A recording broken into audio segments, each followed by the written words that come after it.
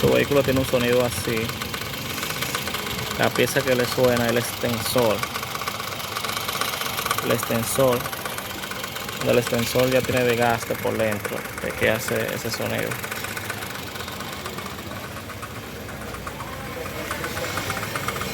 Reemplazando esa pieza que está ahí debajo, adiós sonido. Acelerar un poco.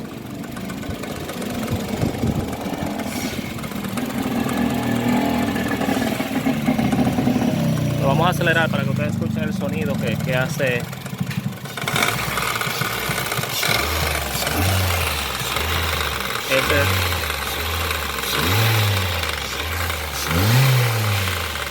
Es el sonido que hace cuando el extensor del vehículo está mal.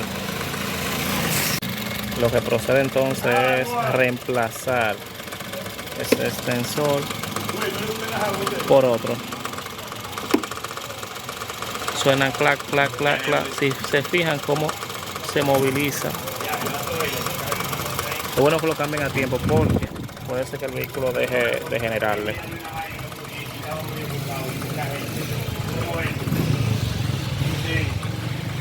Es bueno que visites a tu mecánico porque él sabe automáticamente cómo lo puede reemplazar.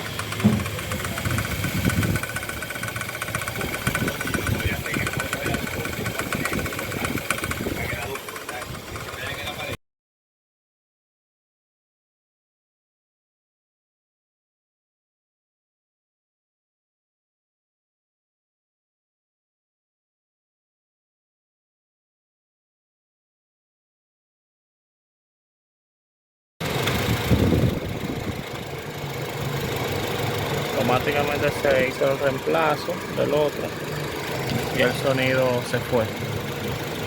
Si escuchan, ya no suena. No suena nada. Se reemplazó.